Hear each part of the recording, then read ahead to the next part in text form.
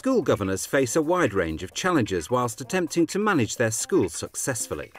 This programme focuses on a team of governors tackling some of the legal responsibilities that they may have to face. Our panel has been placed in the role of new governors at a hypothetical school. They'll be shown a sequence of 3 reconstructed events, each developing a dilemma facing the governing body.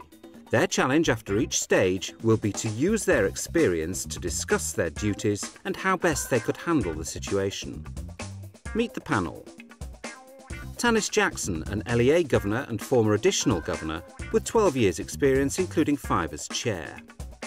Peter Crawshaw, a community governor with 8 years experience. And Kath Carline, a parent governor beginning her 2nd year in the role. Keeping a close eye on the proceedings and assessing the governor's performance is Paul McGann, an education officer with 15 years of experience supporting and training governors and troubleshooting problems in schools. How will the team handle the challenge? The panel start by watching the first reconstruction of events. A secondary school fronts onto a busy dual carriageway. A pelican crossing is located 400 metres up the road, but despite constant reminders, pupils will not use it and persist in crossing the road directly in front of the school. There have been a number of near misses. One new governor has made it clear that this is a concern of hers. She asked the local authority to move the pedestrian crossing or to provide a crossing patrol employee, but her request is turned down.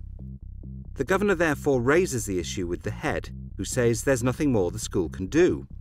The governor complains that the head is not taking his health and safety responsibilities seriously enough. Our panel begin by suggesting various ways in which the problem may be solved. If we felt really strongly about it, could the school actually pay us, could we provide a crossing patrol employee? A wider issue, I suppose, for our purposes is just exactly how far it's the head's problem and how far instead it's the local authority road safety officer's problem. And essentially it seems to me that it is the road safety officer's problem. I would probably agree with that, but I don't think the parents are interested in whose responsibility it is. They just want something doing, don't they? So I think it's really important that something's done fairly quickly, whatever that is. I mean, I would simply turn it back and say, well, we've just got to find a way of getting the local authority to do their job. It simply isn't something that we should have as a direct concern of ours when it's not to do with school premises as such. I mean, as far as the governor's duty, I think it's again to be seen to be taking all sensible steps. Yes. Because I think technically we wouldn't really be culpable, would we? Once it's happened outside school time, that's the end of the... No.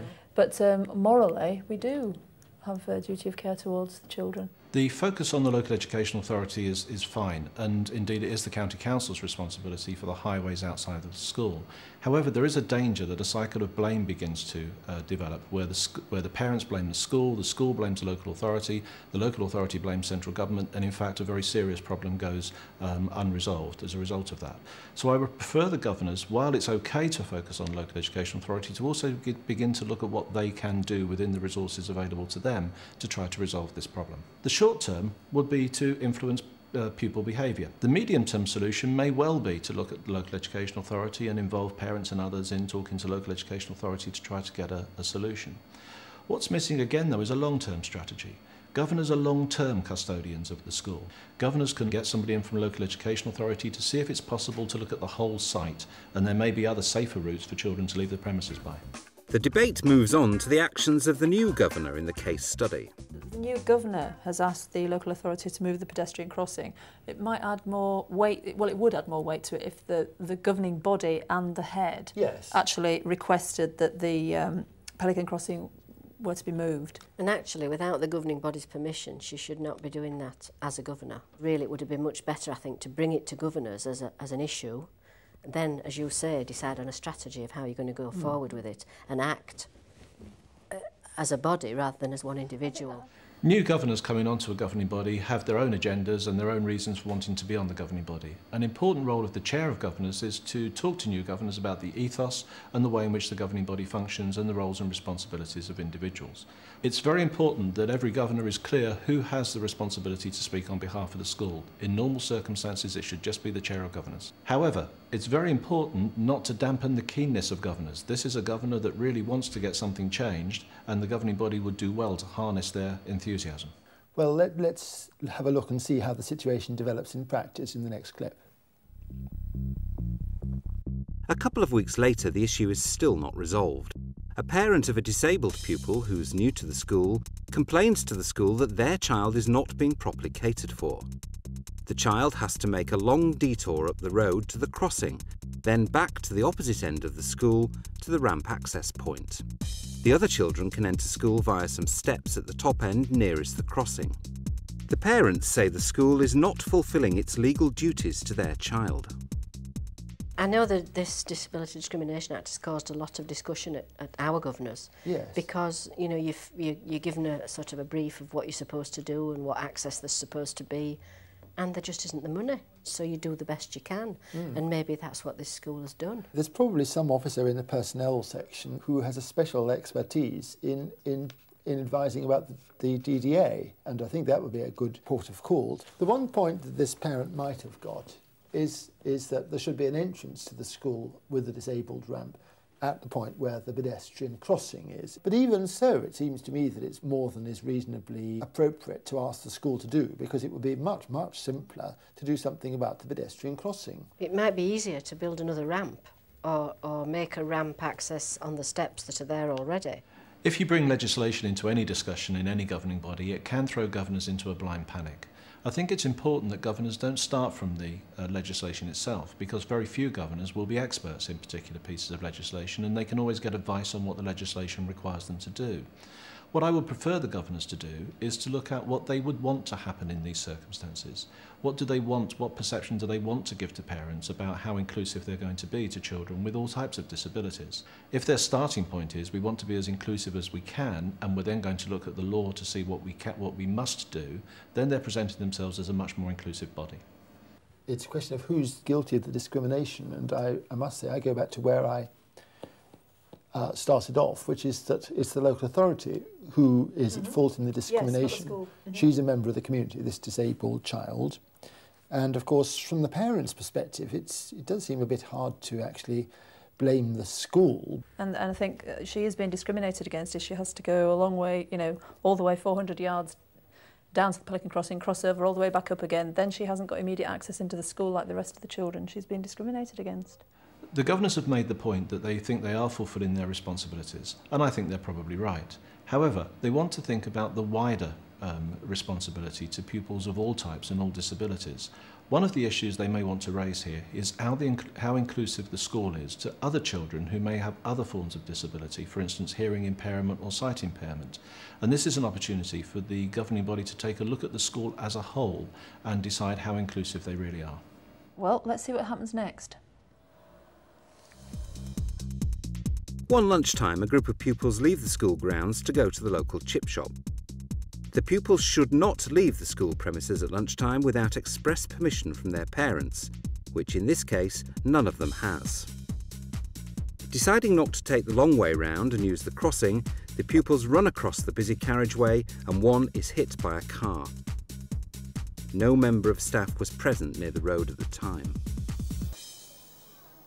Yes, so someone's been knocked down. It's a really serious situation. Given the nature of the seriousness of the incident, of the accident, then I think it would be reasonable for the head to call a meeting of parents where the issue could be discussed and he could actually tell the parents what's been done and also reinforce that message directly. Including expressly forbidding the children to leave the school at lunchtime without someone knowing where they're going. I don't think you could expect teachers to be on duty at lunchtime, but at the start of session and at the end of session you could expect members of staff to be making sure that the children all went down to that Pelican Crossing. You need to consult the staff about having those extra responsibilities, wouldn't you? Especially at the beginning of the day when they're trying to set up their classrooms.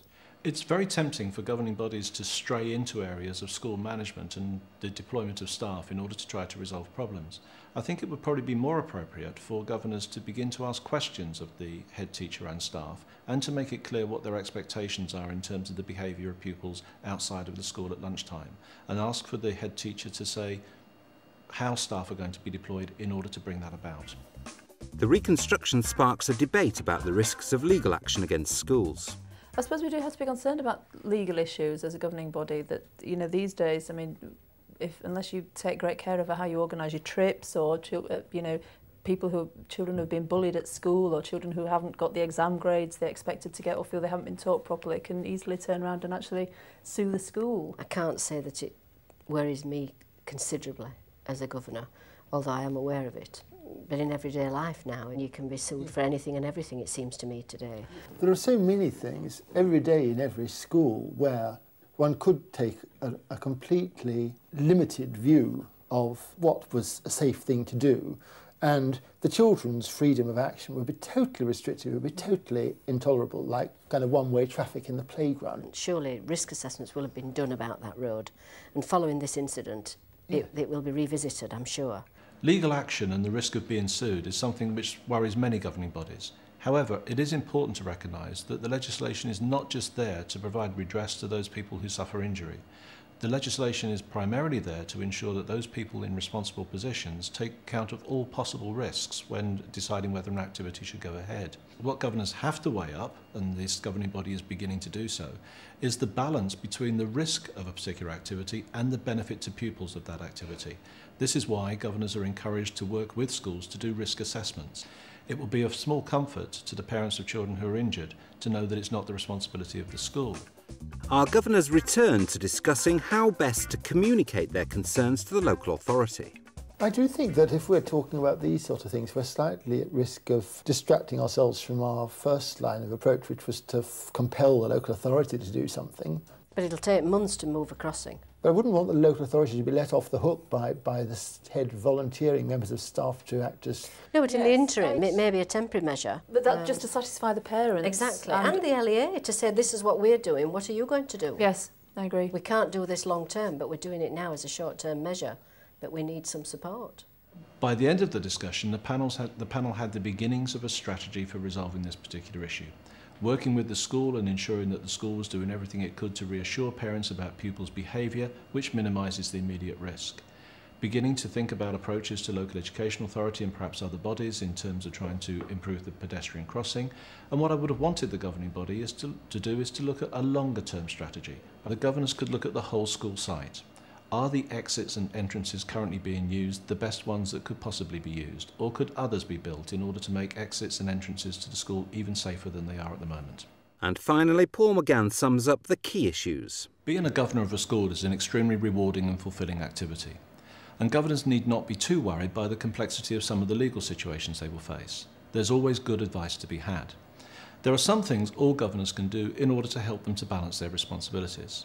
Risk assessments are a good way of ensuring that all of the potential dangers are taken into account and that the school is doing everything reasonable in order to prevent such dangers. Governors also need to think beyond their legal responsibilities to the wider public relations issues of the school. What type of school do they want to present themselves as to the wider community? And finally, you're always more likely to get good advice if you tell the people from whom you're seeking advice what it is you're trying to achieve and what you want out of a situation, rather than just narrow the question to the particular legal situation.